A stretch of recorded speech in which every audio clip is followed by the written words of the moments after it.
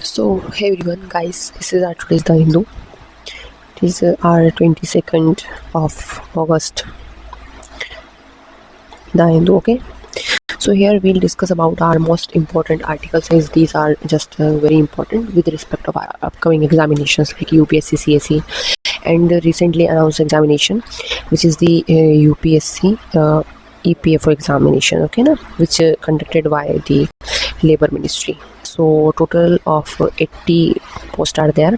ठीक है, so this is a very good opportunity to grab it. Okay, so if anybody who is preparing for the UPSC CSE and who's been lost his or her all of the attempts, so he or she can go toward the UPSC EPFO examination.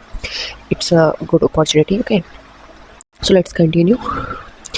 So our very first article of the day, it is about like CJP team attacked over attempts to inspect school. जब CJP की जो team है schools को, जो कि ground level पे क्या situation है, यहाँ पे इंस्पेक्शन के लिए जाती है, जांच पड़ताल के लिए जाती है, तो स्कूल में जब ये लोग जाते हैं तो यहाँ पे इनके ऊपर बैकफायर हो गया। इन्हीं का प्लान मीन्स अटैक कर दिया लोगों के द्वारा। ठीक है, team attempted to inspect government primary school, जैसे राजस्थान विलेज में ये लोग जाते हैं, where classes are being held cattle enclosure. Cattle enclosure पता है, जहाँ पे गाय भैंसों को रखा जाता है तबेले में, जहाँ पे पढ़ाई हो रही है। CJP ब्लेम करती है बीजेपी पार्टी को एंड थ्रेटन करती है education if the school is not repaired, कि अगर स्कूल रिपेयर नहीं किए जाएंगे तो वापस से प्रोटेस्ट होगा। एंड जैसा कि हम देख ही चुके हैं कि फॉर्मर एजुकेशन जो मिनिस्टर थे धर्मेंद्र प्रधान सर का रेजिग्नेशन हो गया, और CJP की जो कि एक सक्सेसफुल पार्टी बन के आई है। ठीक है ना, तो इसके रिगार्डिंग ये आर्टिकल है। तो Rajasthan and UP kind of जहाँ पे स्पेशली बीजेपी गवर्नमेंट्स है, तो वहाँ यही बोला गया है कि वहाँ पे गवर्नमेंट ने मतलब जो कि स्टेट गवर्नमेंट है, वहाँ के एजुकेशन मिनिस्टर इन सभी ने डायरेक्ट किया है CJP के लीडर्स को या फिर इनके ही लोगों को, जैसे यूपी में जैसे बीजेपी गवर्नमेंट है, राजस्थान में भी है, तो कि आप स्कूल में कोई भी आउटसाइडर आए, यूट्यूबर आए, तो आपने अलाउ नहीं करोगे। तो ये लोग जाते हैं तो इनके ऊपर बैकफायर हो जाता है और CJP के ही कुछ लोगों के ऊपर अटैक कर दिया जाता है लोगों के थ्रू, तो इनको भागना पड़ता है। इसके रिगार्डिंग ये हमारा आर्टिकल है। तो जैसे कि केटल के एनक्लोजर में रख रहे हैं, जहाँ पे गाय भैंसों को रखा जाता है, वहाँ रख रहे हैं बच्चों को, तो हेल्थ एंड हाइजीन ऊपर से कितना डिस्टर्बेंस होता होगा वहाँ पे, है ना, क्योंकि तबेले में गाय भैंसों की आवाज़, तो उससे तो वो तो नेचुरल साउंड है, उसको तो कोई हटा ही नहीं सकता। बाकी बच्चों का कंसंट्रेशन लेवल कहाँ जाता है, तो right to equality which is comes under article 14, तो इसका वायलेशन हो रहा है यहाँ पे। क्यों? क्योंकि मान लीजिए जैसे कि नॉर्थ इंडिया के जो स्टेट्स हैं हमारे, यहाँ पे एजुकेशन सिस्टम डाउन है, ठीक है, और ये वहीं के नॉर्थ वेस्टर्न में, हमारा नॉर्थ में यूपी आता है और western side Rajasthan and kind of, इसके अलावा भी अनदर स्टेट्स हमारे एवरीबडी, ठीक है, नॉट ओनली दीज ओनली। लेकिन वही अगर मैं कंपेयर करूँ साउथ इंडिया के स्टेट जैसे तमिलनाडु, कर्नाटका, केरला, यहाँ का जो एजुकेशन सिस्टम है ना, बहुत हाई फाई है। ठीक है, हाई फाई है। सो तो यहाँ पे अच्छी एजुकेशन मिल रही है, तो आपको डोंट यू थिंक एवरीबडी की नॉर्थ इंडिया के बच्चों के साथ इंजस्टिस हो रहा है ना, तो इसलिए राइट टू इक्वलिटी आर्टिकल 14 का वायलेशन यहाँ पे हो रहा है, और प्रॉपरली एक काम एंड पीसफुल एनवायरनमेंट नहीं है। तो right to education which is also the fundamental right under article 21 A के अंडर में, इसका भी वायलेशन बच्चों का हो रहा है। इसके रिगार्डिंग ये आर्टिकल है, इसके रिगार्डिंग ही हमारा आज का एडिटोरियल है। तो उसमें भी बस यही बोला है कि मतलब CJP का जब प्रोटेस्ट हो रहा था, तो वहाँ पे डेटा प्रोटेक्शन के रिगार्डिंग जो भी इश्यूज़ हो रहे हैं, राइट टू प्रिवेसी वायलेट होना, क्योंकि वहाँ पे कैमराज इंस्टॉल थे या नहीं थे, ये सारा कुछ आर्टिकल में हम पढ़ने वाले, मीन्स हमारा जो एडिटोरियल होगा। ठीक है ना, तो आर्टिकल के रिगार्डिंग तो इतना ही पता होना चाहिए आपको कि इन लोगों की टीम अभी ग्राउंड लेवल पे इंस्पेक्शन कर रही है और अलग अलग स्टेट में लोग जा रहे हैं। After Congress stair FIR over pellet gun use register, again ये वही है कि जैसे कि CJP का प्रोटेस्ट होता है, तो यहाँ पे जो स्टूडेंट्स थे, ये जो भी बच्चों के जो पेरेंट्स थे, इन सभी ने प्रोटेस्ट किया, तो इनके ऊपर पैलेट गन फायर की गई, पैलेट गन है ना, और टीयर गैस छोड़ी गई इन लोगों के ऊपर। तो इसके रिगार्डिंग यहाँ पे ये आर्टिकल, और जो लीडर ऑफ अपोजिशन है मिस्टर राहुल गांधी सर, ठीक है, जो कि आप देख सकते हैं लोकसभा से हैं ये, तो इन्होंने भी बहुत सारे मुद्दे उठाए, इवन कई स्टूडेंट को, और एक तो न्यूज़ ये थी कि एक इंडिविजुअल कोई थे मैन, जिनकी राइट आई के ऊपर जो उनकी राइट आई साइड चली गई थी, उस राइट आंख की, तो वो भी सारा एक मुद्दा था, उन्होंने खुद पब्लिकली बोला ऐसा। ठीक है, so let's read the article. Following a 7 hour dharna, 7 दिन के धरने को फॉलो करते हुए by the leader of opposition Rahul Gandhi ने outside the office of new Delhi में डिप्टी कमिश्नर ऑफ पुलिस के वहाँ पे पुलिस रजिस्टर किया एक FIR, ठीक है, against the use of palette gun का यूज़ हुआ था। कब? प्रोटेस्टर ड्यूरिंग द 20 जुलाई। ये डेट इंपॉर्टेंट है एवरीबॉडी, क्योंकि अगर वन डे एग्जामिनेशन वाले का दिमाग घूम गया, वो आपसे CJP का प्रोटेस्ट की डेट, स्टार्टिंग डेट पूछ सकते हैं। तो 20th July is very important, ठीक है ना। तो मिस्टर गांधी ने बोला कि धरना हेल्ड किया 7 दिन का। मिस्टर गांधी मतलब यहाँ पे Rahul Gandhi. And after Sahil Locha, so 19-year-old boy है ये, who lost vision of one eye, एक आँख का जिनकी आई साइड चली गई, वो जो मैंने बोला वही बात है। After being hit by pellet से वहाँ पे हिट हो गई थी उनकी आँख, और उनके एक आँख की रोशनी चली गई है। During the protest set the police had refuse to register an FIR on his complaint, और leader of opposition Rahul Gandhi चाहते कि कंप्लेंट रजिस्टर हो जाए, वाइल ये इन्होंने मना कर दिया। तो ये सारा मुद्दा है। So the Congress leader accompanied by sister उनकी, जो कि वायनाड से MP है, Priyanka Gandhi Vadra, and other senior Congress leader उनके साथ बैठे हुए। You can see in the picture here, okay ना। So this is the picture everybody, yeah let's see what happened in further with respect of this. So the FIR was registered in the evening under section 118(1), voluntarily causing hurt using dangerous weapon। मतलब voluntary मतलब था जानबूझ के आपने dangerous weapon as a pellet gun का आपने use किया यहाँ पे, जिससे बच्चे की आँख भी हिट हो गई है। सो 180 लगा सेंक्शन, और एंड 125 भारतीय न्याय संहिता, ठीक है, BNS, earlier known as the IPC, Indian penal code, Britishers के टाइम पे था। ये 1816 में आया था, लेकिन अभी 2023 में हमारे होम मिनिस्टर ने ब्रिटिशर्स के लॉ को स्क्रैपिंग कर दिया, और BNS एंड साक्ष्य संहिता ये सारे नए लॉ आ गए हैं, ठीक है ना। तो इसके रिगार्डिंग ये पूरा मुद्दा है, you can go through. Next article है, यहाँ पे शुगर का प्राइस हो गया है हाइक, शक्कर के दाम बढ़ गए हैं। हाइक मतलब बढ़ जाना। उड़ीसा MP पंजाब में हिट हार्डेस्ट, और उड़ीसा MP पंजाब में जब शक्कर के दाम बढ़े तो आम जनता के ऊपर बहुत ज़्यादा फैमिली के रिगार्डिंग बहुत ज़्यादा प्रेशर है कि फैमिली का खर्चा कैसे चले, लाइवलीहुड कैसे सस्टेन करें। क्योंकि एक आम आदमी के लिए, जो कि अगर दिहाड़ी मजदूर की भी बात करूँ, MP वगैरह में तो 250-300 कुछ मजदूरी है, काइंड ऑफ 250-300 के आसपास में भी ज़्यादा हो, लेकिन महाराष्ट्र कर्नाटक यहाँ पे ओवर 500 and 1000 and 1500 तक भी है। तो एक ऐसी मार्जिनाइज फैमिली के लिए तो सस्टेन करना, फैमिली की लाइवलीहुड को सस्टेन करना एक टफ टास्क हो जाता है। ऊपर से इन्फ्लेशन बढ़ जाना, इन्फ्लेशन मतलब होती है महंगाई। सो inflation in the economy is definition is like the two rising the price of the particular goods and services, ठीक है ना। इन्फ्लेशन इज द लाइक किसी भी गुड्स की सर्विसेज की अचानक से प्राइस बढ़ जाना, वो होता है इन्फ्लेशन, ठीक है ना। ये मेरे टर्म में है, not particularly exact theory of the economy, क्योंकि आप एग्जैक्ट वर्ड टू वर्ड जाओगे तो it gonna to be very like hard step to keep and retain all the thing in your mind for the long time, okay. तो इसके regarding ये data है, ठीक है। तो शुगर प्राइस रोज 10 rupees से 18 हो जाता है, अबाउट 18 स्टेट में ये कंडीशन है, और यूनियन टेरिटरीज भी है। मतलब 18 राज्यों और यूनियन टेरिटरी मिला के 18 राज्यों और यूनियन टेरिटरी में कंडीशन की 18 रुपये बढ़ गई है। पहले 10 रुपये थी, 10 से 18 हो गई, ठीक है। So over the past year the union government Friday, केंद्र सरकार ने बोला, said it was closely monitoring the situation. ये लोग अभी सिचुएशन मॉनिटर कर रहे हैं, मतलब जांच चल रही है, सिचुएशन को देख रहे हैं, आकलन कर रहे हैं। And had taken steps to stabilize price, और ये कई सारे प्राइस को स्टेबल करने के लिए, एक मिनिमल प्राइस को स्टेबल करने के लिए इनके थ्रू कई स्टेप लिए गए, ऐसा यूनियन गवर्नमेंट का कहना है।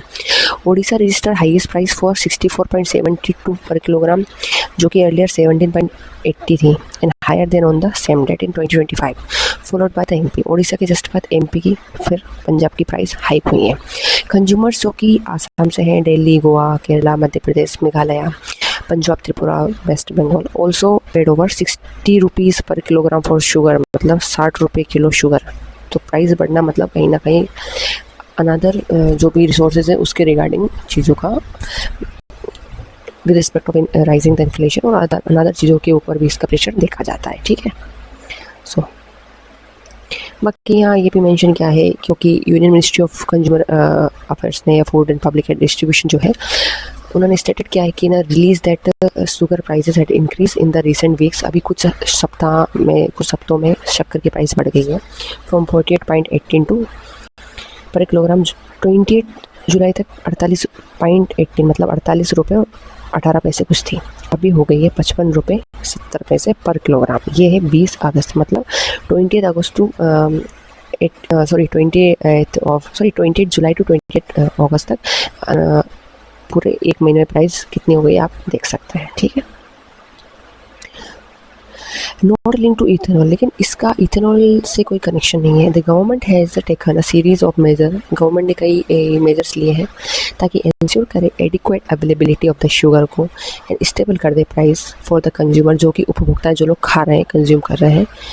It stated maintaining that the rise in sugar price, कि शुगर प्राइस जो बढ़ रही है could not be attributed to the ethanol, it is incorrect to attributed the recent increase in sugar price. तो ethanol से कोई कनेक्शन नहीं है, तो आप ये ना सोचिए कि इथेनॉल की प्राइस, इथेनॉल की वजह से शुगर के रिक्वायरमेंट है, क्योंकि हमें पता है कि हमारा जेगरी एंड शुगर कैन जो भी काइंड ऑफ जो भी स्क्रैपिंग होता है या ऑर्गेनिक तरीके से जो भी हमारा इथेनॉल बनाने की कोशिश करें, उसमें कहीं ना कहीं शुगर का भी या शुगर कैन का भी एक मेजर रोल है। वाइल द मेज का जो स्क्रैपिंग है उससे भी हमारा इथेनॉल बनता है। तो ये चीज़ हमें पता होना चाहिए। बाकी यहाँ पे बोला मिनिस्ट्री ने इसका कोई कनेक्शन इससे नहीं है। ठीक है, सो नेक्स्ट आर्टिकल है हमारा कि Nadda reviews preparedness calls for robust surveillance as H1N1 जो वायरस है एवरीबडी, इसके केसेस दिल्ली में बढ़ गए हैं।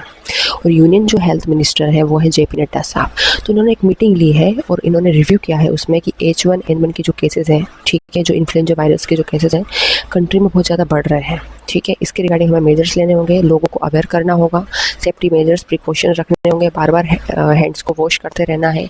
रेस्पिरेटरी इश्यूज़ रेस्पिरेटरी सिम्टम्स जो भी दिख रहे हैं, ब्रीथिंग डिफ़िकल्टीज हो रही हैं, इनके रिगार्डिंग वार्निंग साइंस प्रोवाइड कराना है ताकि लोग प्रॉपर्ली मेडिकल एडवाइस प्रॉपर्ली लें। पब्लिक हेल्थ को मेजर कंसर्न जो क्रिएट किए जा रही हैं ऐसे टाइप के वायरस बैक्टीरिया जो आ रहे हैं, लाइक द कोविड-19 हमने देखा ही है ना, इसके पहले का कोविड-19 के केसेस, इसके दोनों जो वेब आई वो सब। तो H1N1 के जो केसेस हैं वो दिल्ली में लगभग देखे गए हैं 1777, जिसमें से फ्रेश केस एक दिन में 144 केसेस निकल के, मतलब डेटा जो है ये कहीं ना कहीं सर्ज होता जा रहा है, मतलब डेटा बढ़ रहा है डे बाई डे। ठीक है, तो इसके रिगार्डिंग हेल्थ मिनिस्ट्री ने एक अल्टीमेटम दे दिया है कि लोगों को कैसे मतलब हेल्थ एंड हाइजीन का ध्यान रखना है। और वैसे भी हमें पता है कि राइट टू लाइफ जो कि आर्टिकल 21 फंडामेंटल राइट है हमारा, fundamental right part 3 of Indian constitution में आते हैं। आर्टिकल टोटल 12 to 35 है और आर्टिकल 226 के अंडर में हाई कोर्ट इंडिविजुअल जा सकता है अगर इसका राइट वायलेट होता है किसी का भी, और आर्टिकल 32 में सुप्रीम कोर्ट इंडिविजुअल जा सकता है। तो ये है हेल्थ मिनिस्ट्री का डेटा फैक्ट्स, केसेस बढ़ रहे हैं। सो क्या क्या मेजर्स हो सकते हैं, डॉक्टर्स ने बोला कि जो N1 के कोसेस हैं वो सडनली फीवर आ सकता है इसकी वजह से किसी को, तो इससे हम समझ सकते हैं ड्राई कफ होना, बॉडी में एक होना, हेडेक होना, सोर होना, थ्रोट होना, चिल्स एंड फटीग होना, ये सारी चीज़ें। इन सम केसेस पेशेंट में डेवलप ब्रीथिंग डिफिकल्टी, सांस लेने में दिक्कत हो सकती है, ऑक्सीजन लेवल डाउन जा सकता है। Miss Gupta office stated in official release. तो ये सारी बातें की हैं। इसके रिगार्डिंग फिर एक और बात यहाँ बोली है कि जो H1N1 जो अभी का जो इन्फ्लुएंजा वायरस है ये सब टाइप है प्रीडोमिनेंट दिस ईयर, इस साल। इसके पहले H3N2 भी आया था प्रीडोमिनेंटली सब टाइप, लास्ट ईयर जो था वो H3N2 था। ठीक है, बुलेटिन में ऐसा एडिट किया है क्योंकि सबके पास डेटा होता है, क्योंकि इससे हमें वायरस की जो रेपिटेटिवली जो वो बार बार क्या करता रहता है, अपने आप को चेंज करता रहता है, उसकी औकात मैं कहूँ तो शुद्ध हिंदी में वो हमें पता लगाने के लिए ये सारे डेटा बुलेटिन्स रखे जाते हैं। ठीक है, तो H3N2 लास्ट ईयर था, H1N1 तो सब टाइप्स, मतलब ये है कि आप पहले वाले वायरस से इस या influenza what ever it is, तो इससे आप कंपेयर कर सकते हैं, एक प्री मेजर ले सकते हैं। और फिर जो अनदर लीडर है आम आदमी पार्टी से, उन्होंने भी एक्सप्रेस किया है कि कंसर्न की चिंता का विषय है, अलार्मिंग सिचुएशन हो रही है, नंबर हाई होते जा रहे हैं, स्वाइन फ्लू के केसेस बढ़ रहे हैं, saying the government should proactively spread, public awareness फैलानी चाहिए ताकि इन्फेक्शन को ज़्यादा से ज़्यादा कर्ब किया जाए। ठीक है, इसके रिगार्डिंग ये सारा कुछ है। WHO वर्ल्ड हेल्थ ऑर्गेनाइजेशन जिसका हेडक्वार्टर जेनेवा में है, 7 अप्रैल को हम वर्ल्ड हेल्थ डे सेलिब्रेट करते हैं। इसकी रिपोर्ट्स क्या क्या है एवरीबडी लेट मी नो इन दी कमेंट सेक्शन। ये भी जो वर्ल्ड लेवल पे जो कि हेल्थ ऑर्गेनाइजेशन को अलर्ट करने वाली एक ऑर्गेनाइजेशन है जो कि, ठीक है, तो ये एक्स्ट्रा इन्फॉर्मेशन मैंने आपको दे दी है। नेक्स्ट है, राजस्थान की गवर्नमेंट ने टेबल पर रख दिया है यूसीसी का bill, uniform civil code, article 44 DPSP का ये पार्ट है। डीपीएसपी वायलेट होने पे नॉन जस्टिसिएबल है, कोई भी हाई कोर्ट और सुप्रीम कोर्ट बिल्कुल भी नहीं जा सकता है। ये एक्स्ट्रा कॉन्स्टिट्यूशनल इफेक्ट हो गया। अब मध्य प्रदेश, इसके पहले आर्टिकल में हमने देखे थे कि मध्य प्रदेश में गवर्नमेंट ने यूसीसी बिल लाए हैं असेंबली में, ठीक है, और अभी कांग्रेस का प्रोटेस्ट चल रहा है। तो राजस्थान में जो कि बीजेपी की गवर्नमेंट है ना, यहाँ के कौन सीएम है आपको ये भी पता होना चाहिए, बाकी ये तो हम आर्टिकल में देख ही लेंगे। तो यूसीसी बिल लाया जा रहा है असेंबली में, ये भी अभी राजस्थान में ये प्रोसेस चल रही है। राजस्थान का कैपिटल है जयपुर, ठीक है। जयपुर पहली ऐसी सिटी है हमारे देश की एवरीबडी जिसको बनाने के लिए प्री प्लानिंग हुई है, मतलब बिना प्लानिंग के नहीं बनी। इस तो सोचो कितनी बड़ी बात है, कोई भी चीज़ प्लानिंग के साथ होती है वो लॉन्ग लास्टिंग होती है ना। So the Rajasthan assembly was urgent twice, 2 बार तो अर्जेंट कर दी, ठीक है, by the Congress MLA over the alleged denial of entry to them through the regular gate of the house। अब ये उनका मुद्दा है कि रेगुलर एंट्री जिस हाउस के गेट से होती थी वहाँ इनको जाने नहीं दे रहे थे, इन्होंने मुद्दा उठा दिया। And the opening day of the monsoon session, बारिश चल रही है, पता है 3 सेशन है, बजट सेशन, मानसून सेशन और विंटर सेशन। तो बारिश है जुलाई टू हमारा लगभग mid of the October around, तो ये हमारा मानसून सीजन है। तो before the proceeding were finally adjourned the sine जाइन। अर्जेंट साइन जाइन क्या होता है? इट्स आर कॉन्स्टिट्यूशनल टॉपिक, ठीक है। तो you need to find out the question hour, जिसमें क्वेश्चन पूछा जाता है, कुड नॉट बी हेल्ड, तो क्वेश्चन पूछे नहीं गए ड्यू टू द डिस्ट्रप्शन, क्योंकि डिस्ट्रप्शन हो गया। While the proceeding during the 0 hour पर ऑल्सो अफेक्टेड, और 0 आवर में जो भी प्रोसीडिंग होनी थी, जो भी बातें होनी थी, मुद्दे रखे जाने थे, डिबेट डिस्कशन होनी थी, वो सब अफेक्ट हुए। इसके रिगार्डिंग ये पूरा मेंशन किया है, ठीक है, कि बिल्डिंग के एंट्रेंस से इनको एंट्री नहीं दी तो ये मुद्दा क्रिएट हो गया, तो सिचुएशन बिगड़ गई पूरी। बाकी जो हाउस है वो चाहते हैं कि the house however proceeded with several legislative business की बात की है। दी गवर्नमेंट ने इंट्रोड्यूस किया uniform civil code UCC bill in the assembly, ठीक है, तो ये हमें पता होना चाहिए। इसके रिगार्डिंग ये आर्टिकल था। ये एक और जैन अल्फा ने प्रोटेस्ट कर दिया है, ठीक है।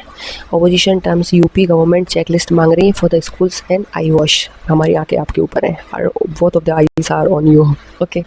बोला था ना मैंने, BJP led government and kind of the situation. जैसे हम अभी प्रीवियस इसी सेशन में हमने आर्टिकल कहाँ से पढ़ा, राजस्थान में स्कूल में जब इंस्पेक्शन के लिए जाते हैं तो सीजेपी के प्रोटेस्टर्स को, बाकी जो लीडर्स हैं या जो भी है वहाँ उसके प्रेसिडेंट वाइस प्रेसिडेंट उनको वहाँ रोक देते जो भी सीजेपी से बिलोंग कर रहे थे कि outsider not allowed.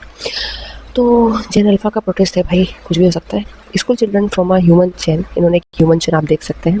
Is they stage a protest against the poor facility है, शॉर्टेज ऑफ द टीचर्स है, प्रॉपरली भाई राइट टू एजुकेशन अभी बोला आर्टिकल 21A है, फंडामेंटल राइट है, वायलेट होगा तो भैया सुप्रीम कोर्ट हाई कोर्ट के दरवाजे तक भी पहुंच सकते हैं, तो मुद्दा कुछ भी हो सकता है। तो आज के लोग जाग गए हैं, इससे डीपर एंजाइटी क्रिएट हो रही है। फिर ओपोजिशन को एक मुद्दा मिल जाता है उठाने के लिए, लेकिन जब मेरे को एक क्वेश्चन है कि जब ओपोजिशन वाले ही खुद जब गवर्नमेंट में होता है, रूलिंग गवर्नमेंट होता है, तो फिर जब उनकी रूलिंग ड्यूरेशन में जब लूपहोल्स होता है तब वो किन्हें अक्यूज़ करेंगे? It's my basic question to know about, ठीक है। बाकी ये जैन अल्फा तो पता है ना बच्चे, जेन जी एंड जैन अल्फा में क्या डिफरेंस ये भी पता होना चाहिए। जेन जी होते हैं जो कि कंप्यूटर वाले, मोबाइल फ़ोन वाले एरा में थे। जैन अल्फा वो जो टैबलेट, वो बाकी जो अनदर डिवाइसेज हैं जो ऑन गोइंग, उसके रिगार्डिंग जैन अल्फा टर्म निकल के आया है, ठीक है। एक आर्टिकल हमारा है Malayalam staging of the emergency era India,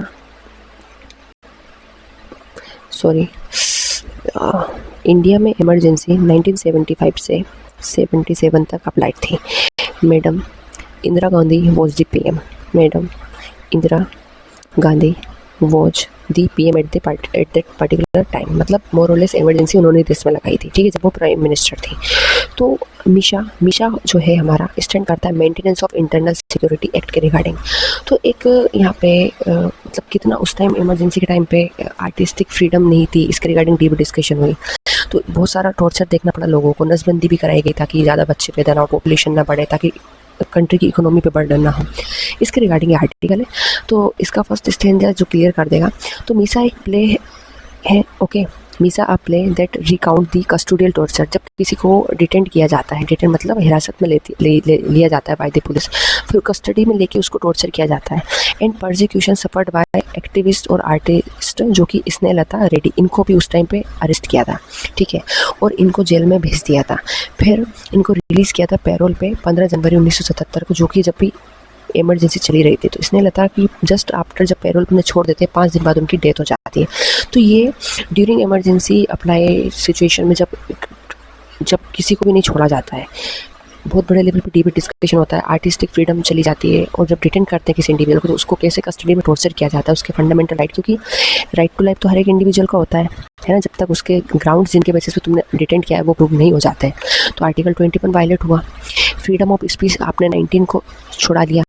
right to equality, क्योंकि जो लोग पीएम मैडम के डायरेक्ट कंट्रोल में होंगे, जो इनके किथन किन होंगे, जो इनके सगे संबंधी है, तो उन लोगों के ऊपर ये चीज़ें मतलब कहीं ना कहीं एक सेफ एंड खेल गई होंगी, है ना। मैं जस्ट क्रिटिसाइज़ नहीं कर रही हूँ, मैं आर्टिकल बता रही हूँ एवरीबॉडी, ठीक है। तो मेरा यहाँ किसी को क्रिटिसाइज करने का राइट नहीं है, बाकी जो राइट एंड होंगे उसी के ऊपर सबको डिस्कस करना चाहिए। इट्स अ बेसिक राइट, ठीक है, basic matter on which we should discuss.